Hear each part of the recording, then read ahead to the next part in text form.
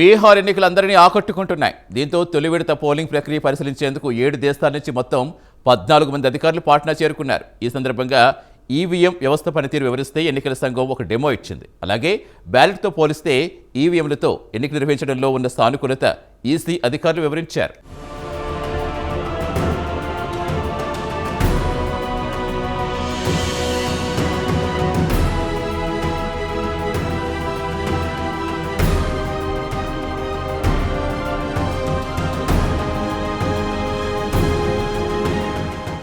Bihar assembly ఎన్నికలు అంతర్జాతీయంగా హల్చల్ చేస్తున్నాయి. ఈ నేపథ్యంలో బీహార్ తొలి విడత పోలింగ్ ప్రక్రియను పరిశీలించడానికి 7 దేశాల నుంచి మొత్తం 14 మంది అధికారులు బీహార్ రాజధాని పాట్నాకు చేరుకున్నారు. వీటిలో ఫ్రాన్స్, బెల్జియం, దక్షిణాఫ్రికా, ఇండోనేషియా, ఫిలిప్పీన్స్, థాయిలాండ్, కంబోడియా దేశాలున్నాయి. మొత్తం 2 రోజుల పాటు బీహార్లో వీరి పర్యటన సాగుతుంది.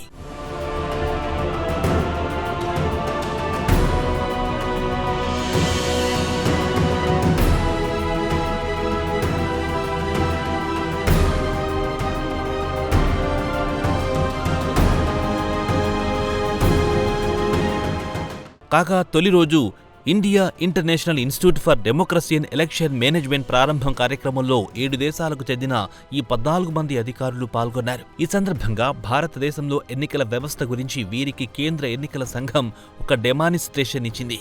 ఇందులో ప్రధానంగా ఈవీఎంలు ఎలా పనిచేస్తాయో ఎన్నికల సంఘం అధికారులు వివరించారు. బ్యాలెట్తో పోలిస్తే ఈవీఎంల ద్వారా ఎన్నికలు నిర్వహించడంలో ఉన్న సానుకూలతలను భారత్ అధికారులు వీరికి వివరించారు. అలాగే ఓటర్ల జాబితాలు రూపొందించడం గురించి కూడా తెలియజేశారు. ఇందులో భాగమైన ఎన్యూమరేషన్ ప్రక్రియ గురించి విదేశీ అధికారులకు వివరించారు.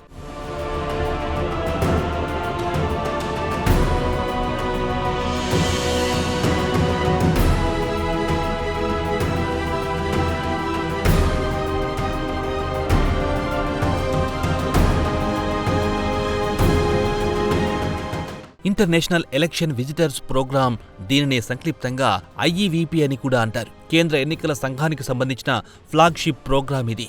ఈ కార్యక్రమం ద్వారా భారతదేశంలో ఎన్నికలు నిర్వహిస్తున్న తీరుతెన్నుల గురించి అంతర్జాతీయంగా ఉన్న అన్ని ఎన్నికల సంస్థలకు ఈసీ సమాచారం అందజేస్తుంది. ప్రధానంగా ఎన్నికల వ్యవస్థను మరింత పకడ్బందీగా రూపొందించడమే ఇంటర్నేషనల్ ఎలక్షన్ విజిటర్స్ ప్రోగ్రాం అంతిమ లక్ష్యం.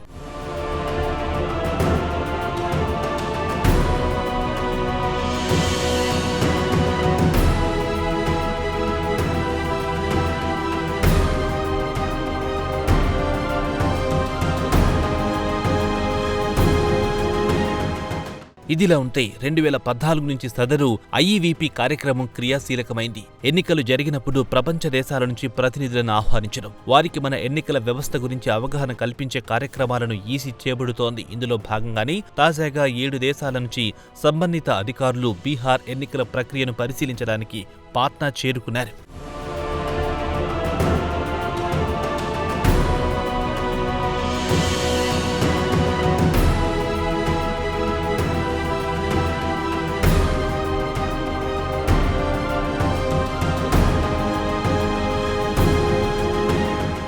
ప్రపంచంలోనే అతిపెద్ద ప్రజాస్వామ్య దేశంగా భారత్ పేరు పొందింది. కాగా ప్రజాస్వామ్య వ్యవస్థలో ఎన్నికలే కీలకం. ఇటీవల 18వ లోక్సభ ఎన్నికలు ప్రశాంతంగా ముగిశాయి. తాజా లోక్సభ ఎన్నికల క్రతువులో ఈవీఎంలను ఉపయోగించింది భారతదేశం. ఇవి మామూలు ఈవీఎంలు కావు, అత్యంత మోడర్న్ టెక్నాలజీతో అనుసంధానమైన 3వ తరం ఈవీఎంలు. వీటిని ఎన్నికల సంఘం పరిభాషలో M3 ఈవీఎంలు అని కూడా అంటారు. ఈ M3 ఈవీఎంలు సాంకేతికంగా చాలా హై రేంజ్లో ఉంటాయి. మౌలికంగా ఇవి ట్యాంపర్ ప్రూఫ్.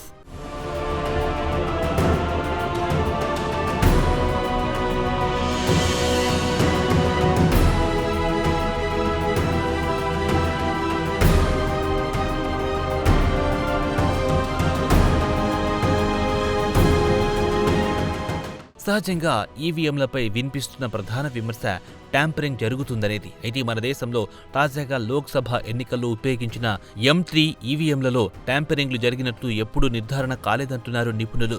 ట్యాంపరింగ్ అనుమానాలను వ్యక్తం చేసిన వ్యక్తులకు అలాంటి అవకాశమే లేదని గతంలోనే ప్రయోగాత్మకంగా నిరూపించింది కేంద్ర ఎన్నికల సంఘం. ఈవీఎంలపై ఉన్న అనుమానాలను పటాపంచలు చేసింది. ఏదేమైనా భారతదేశంలోని ఎన్నికల వ్యవస్థ యావత్ ప్రపంచాన్ని ఆకట్టుకుంటోంది.